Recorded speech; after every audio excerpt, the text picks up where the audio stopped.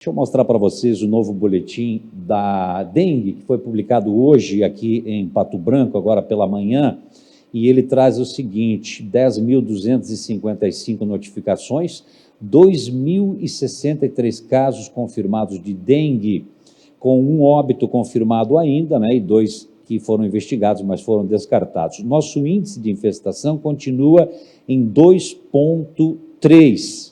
A segunda tela mostra aí os casos dos óbitos, né? O óbito do masculino confirmado, ainda da morte de 22, do 467 anos, um homem do bairro Menino Deus.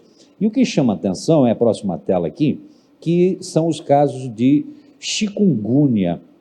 72 notificações a gente chegou, com 33 casos em investigação, 31 casos confirmados, 8 apenas descartados, e olha o quanto se espalhou pelos bairros aí, ó. Casos confirmados, 23 no bairro Planalto, Pinheiros, Morumbi, Novo Horizonte são 2, Bela Vista, Centro, Fraron e Vila Esperança.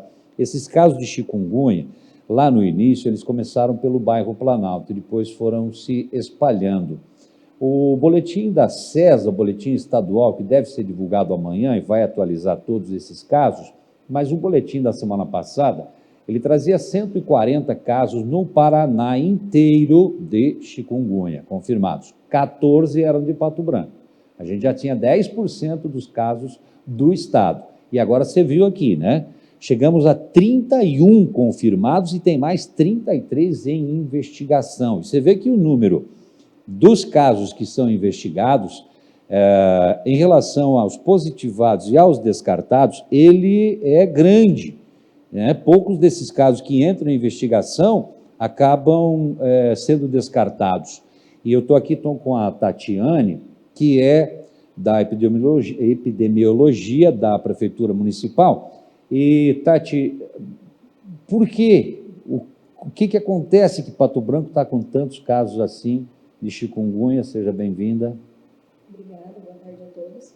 Então, nós já tivemos em 2022 5 casos confirmados de chikungunya aqui em Pato Branco. Lembrando que naquela época nós tivemos o primeiro caso autóctone do Paraná. Então, desculpa, 2023, né? 2023, então, foram 5 casos, agora 2024 nós fechamos com 31.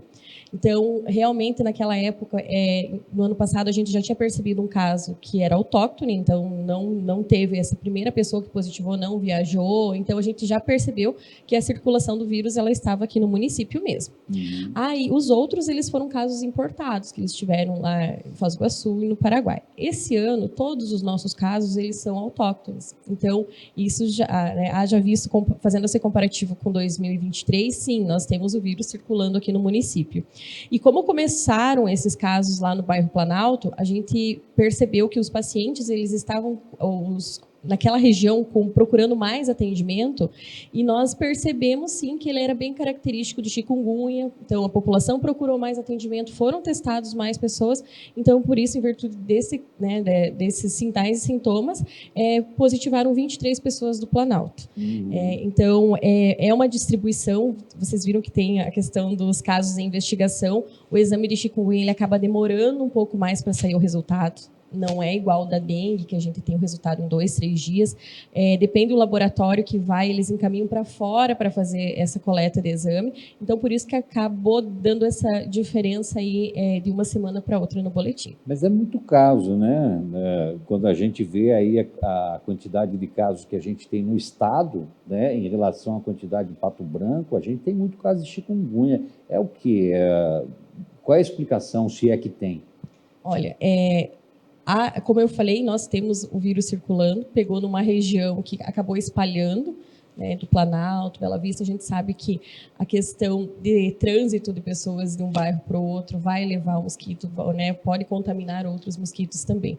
Então, como para nós é o segundo ano de casos de chikungunya, nós estamos investigando. Então, nós precisamos ter esse perfil epidemiológico, considerando o ano passado, considerando esse ano. Então, agora que nós vamos conseguir fazer um estudo mesmo para saber o porquê desse aumento, né? O que está acontecendo. A gente sabe que dengue, considerando os anos, o ano 2022, nós tivemos uma redução. Agora nós estamos sentindo com o aumento da chikungunya, mas nós precisamos sim definir um parâmetro e continuar os trabalhos de mobilização com a população, né? Como é que estão a saúde das pessoas com chikungunya?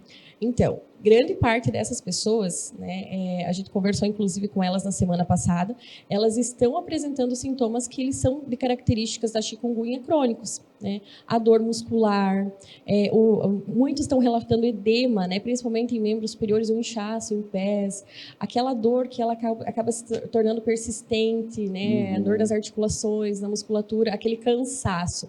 Então, tem pessoas aí com quase 90 dias, né, do início dos sintomas que ainda apresentam essas queixas. Então, a chikungunya ela é bem preocupante porque ela pode arrastar os sintomas de 6 meses a 1 ano, dependendo, né, da situação.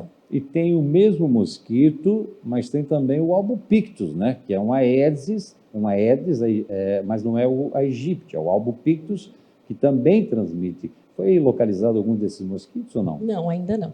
Não. Tá. Baixa no número de dengue, aumento, como você disse, né? Demora os exames e etc., né? Então, a gente pode ter aí casos de dias bem diferentes. Que medidas que foram tomadas em relação a esses casos? Foi localizado no Planalto, depois ele saiu do Planalto e ele andou. Lá onde se localiza esse caso, que medida é tomada lá? Vizinhança, mosquito, larva, enfim? Então, assim, Navílio, positivou o primeiro caso, nós fazemos um bloqueio na região. Então, no raio de 300 metros, foi feito o bloqueio. Cada caso que foi positivando, nós trabalhamos na região. Então, o Planalto as agentes de endemias fizeram um trabalho de varredura total naquela região. Existiam, sim, muitos criadouros. Então, o que nós precisamos fazer é eliminar os criadouros. Então, nós percebemos que do primeiro para o segundo caso, deu um raio de 200 metros de distância, sendo que o mosquito ele pode sobrevoar até 300 metros. Então, cada caso desse, a gente foi fazendo esse bloqueio e junto às ações, né, de limpeza, de mutirões que foram realizadas no Planalto, né, para tentar eliminar com esses criadores. Foi positivando, mas outro vazou, né? Fugiu. Infelizmente, ele foi fugiu vazando. Contaminado, né? Aí. Infelizmente, né? A gente tentou de todas as formas, mas acontece, né? De depositar os ovos. A gente sabe que o ovo do mosquito ele sobrevive até 1 ano e meio, né? Sem o contato com a água. A partir do contato com a água, ele vai eclodir, vai se transformar no mosquito, vivendo por um período de 30 dias. Então, é difícil esse controle. Mas, assim, tudo que a gente... as notificações foram acontecendo nos demais bairros, a equipe ela foi se dirigindo para esses locais para fazer esses bloqueios, mesmo sem ter um caso, ou sem ter o exame ainda positivo.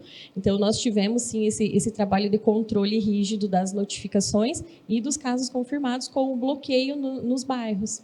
Tatiana, deixa eu te perguntar, uma questão apenas de estatística, eu acho. Vai acabar o ano epidemiológico. E a gente vai acabar em meio a situações, exames e investigações. Como é que faz isso? Aquilo que, mesmo deste ano epidemiológico, mas que só positivar depois, só entra no próximo? Não, Nabil. Então, tudo que positivar até dia 31 de julho, né, todas as notificações que entrarem, ficam vigentes para esse ano epidemiológico. Então, nós vamos fechar mesmo, né, quando nós tivermos todos os exames computados, tudo digitado no sistema, né, aí o que acontecer? A partir de agosto é ano epidemiológico. Notificações e início de sintomas em agosto, vamos computar para o próximo ano epidemiológico. Muito bem, então. Muito obrigado, viu, Tati, pelo trabalho. Parabéns pelo trabalho de vocês lá. Deixa eu te fazer uma pergunta aqui. Está aqui uma pulga atrás da minha orelha. Foi feita a investigação da morte daquela jovem adolescente de 11 anos de idade, e você participou diretamente nisso. E no início a suspeita era gigante de dengue. Falou-se até em dengue hemorrágica. E depois negativou. Duas coisas. Foi muito difícil chegar a esse diagnóstico? E, segunda, se não foi dengue, diga para a gente qual foi a morte apontada para essa menina. Sim, Navílio. Então, nós investigamos todo esse caso desde o início, né? A gente esmiuçou toda a questão da saúde da menina, nós conversamos com a família, então nós tivemos um laudo do LACEN, que veio o exame de sorologia dela negativo para dengue e outros arbovírus. A partir daí a gente foi afundando, né, foi afunilando a nossa investigação e ela estava com uma alteração na tireoide não tratada. E todos os sinais e sintomas dela naquele momento, pela evolução da doença, porque ela estava no 4º dia do início dos sintomas e a conversa, né, a investigação junto com os médicos, com toda a equipe que atendeu mesmo, e alguns exames que ela tinha uns dias antes que ela procurou atendimento, que ela foi encaminhada, que ela estava aguardando atendimento de endócrino, e a gente foi investigando e chegou que ela estava com uma alteração na tireoide que teve uma alteração bem significativa e os sinais e sintomas dela, os finais mesmo, foram em virtude da tireoide e não da dengue, porque a dengue ela veio com o teste do LACEN negativo. Ela teve um teste rápido positivo? Teve. Mas a gente sabe que existe o teste rápido, ele é triagem, ele não é confirmatório. Então, a gente só pode confirmar... E ele dá falso também, né? Pode dar um falso positivo, né? E considerando também o estado de saúde da menina. E nesse período, então, a gente veio esse resultado do LACEN, né? Como ela foi a óbito, nós encaminhamos uma amostra para ela do dia que ela entrou no hospital para o LACEN, e eles fizeram a leitura e deu não reagente, não detectável. E aí, a partir disso, nós seguimos, né, com a investigação e realmente, né, por uma fatalidade, foi a óbito em virtude de uma alteração na tireoide. Bom, esclarecido, mas independente de qualquer coisa, é uma vida de apenas 11 anos de idade que se perde. Muito obrigado, Tatiane. Eu que Bom trabalho, agradeço. boa semana.